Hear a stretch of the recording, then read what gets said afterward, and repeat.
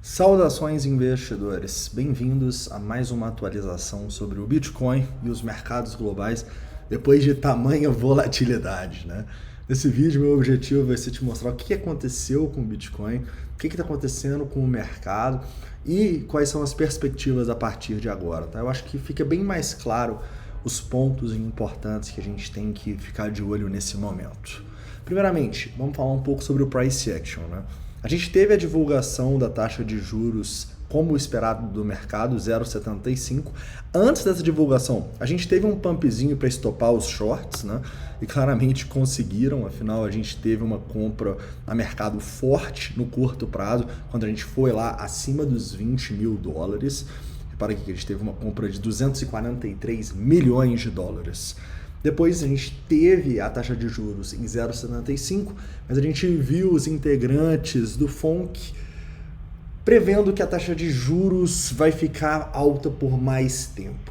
Isso claramente fez o mercado cair na hora, tá? E a gente teve uma virada com o Bitcoin caindo da máxima que ele chegou no candle, né? Até a mínima, quase, 9% em 1 minuto. Isso é impressionante. É por isso que a gente fala que não vale a pena você operar antes dessas notícias apostando em um lado, porque normalmente o preço estopa de um lado, depois estopa do outro, e aí depois que a gente vai ver para onde que o negócio vai, tá? Vocês podem ver que essa questão não foi só no Bitcoin, né? Foi no S&P 500 também. Quando a gente teve aqui 1 minuto antes, deu uma subidinha. Quando lançou aqui, o resultado a gente teve em 1 minuto essa queda aqui, saindo dos 3.886, caindo mais de 1%, né? No fundo, o S&P 500 chegou a cair 1,74%. O Bitcoin, obviamente, não passou daquele fundo quase irracional de 9% em 1 minuto, correto? Desde ali, a gente consolidou, a gente teve o início do discurso do Jerome Powell às 3h30. Como vocês podem ver, o discurso foi recebido bem pelo mercado, já que não só o Bitcoin, mas o próprio S&P 500 também começou a subir junto. Então, se a gente coloca o S&P 500 comparando aqui em relação ao Bitcoin, vocês vão perceber que o price action é muito semelhante. A única coisa que muda é que o Bitcoin é mais volátil para cima, é mais volátil para baixo. O Bitcoin ele tende a variar mais. Mas desde o início aqui, olha só, a gente vai pegar aqui, bem na hora que lançou, a gente pode ver que nesse momento o Bitcoin está caindo 0,5, o S&P 500 está caindo 0,95. Ou seja, o Bitcoin está até performando bem, entre aspas, em relação ao S&P 500. Beleza, tendo em vista toda essa confusão aqui, o que a gente fica de olho agora? A gente fica de olho agora para justamente esse candle com volumaço aqui no 4 horas, que ainda não fechou, mas está para fechar como um doji. É importante que o Bitcoin ultrapasse o topo desse candle aqui, a região dos 20.200, tá? Ultrapassar, começar a fechar candles no 4 horas aqui é um ótimo sinal para a gente minimamente ir testar próximo desses topos aqui na região dos 22 mil dólares ali. Acho que seria um bom sinal, tá bom? Esse rompimento dos 20.200. Assim como se a gente começar a cair e perder esse fundo, galera, a gente chegou aos 18.300, né? Eu vou deixar nos 18.200, que é o fundo aqui das últimas semanas.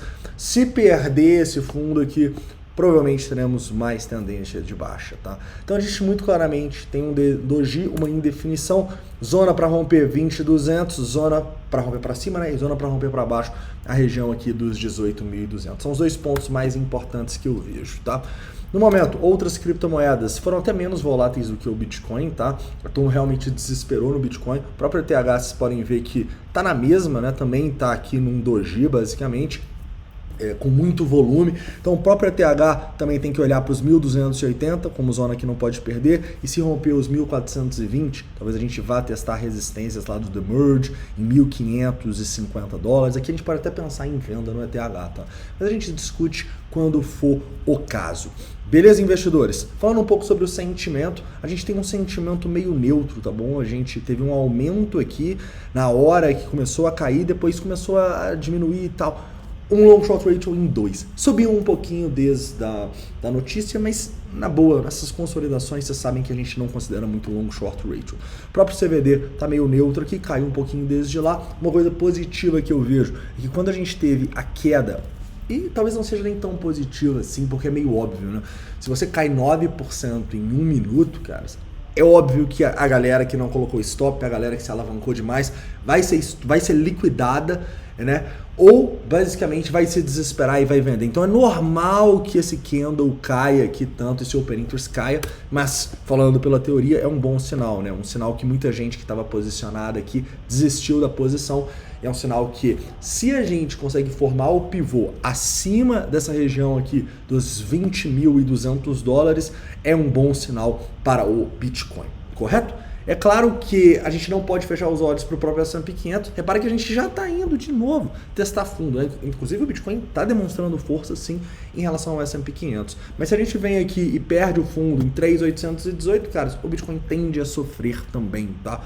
Assim como se a gente rompe aqui a resistência 3.908, chegamos a passar dos 3.900, já estamos voltando tudo, seria um bom sinal para o Bitcoin continuar a tendência de alta, beleza? Então em relação ao Bitcoin é isso, tá? Sem grandes decisões ainda, mas com 2 pontos bem claros de tomada de decisão, caso a gente realmente siga por um desses caminhos aí que não acredito que vai demorar para a gente definir qual lado que a gente vai, beleza?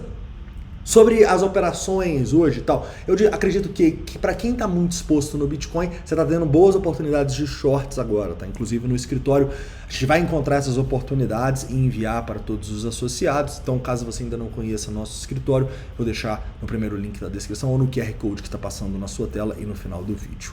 Beleza? Operações de long, cara, eu realmente acho que a gente teria que ver uma queda mais forte do Bitcoin, quem sabe abaixo dos 19, para a gente começar a pensar nas retrações dos movimentos, que foram movimentos bem fortes de alta, e a gente pode pensar em longs também. Então, podemos olhar para os dois lados, mas prioritariamente mais para shorts, em especial para quem continua um pouco exposto, beleza? Tanto o S&P 500 indo testar fundo, Bitcoin indo testar os 19 de novo. Vamos ver o que vai dar. O importante é se manter acima dos 18.300 dólares, beleza? Então é isso, espero que tenham gostado do vídeo. Um forte abraço e a gente se vê aí dependendo da volatilidade e à noite de qualquer maneira. Um forte abraço e até lá.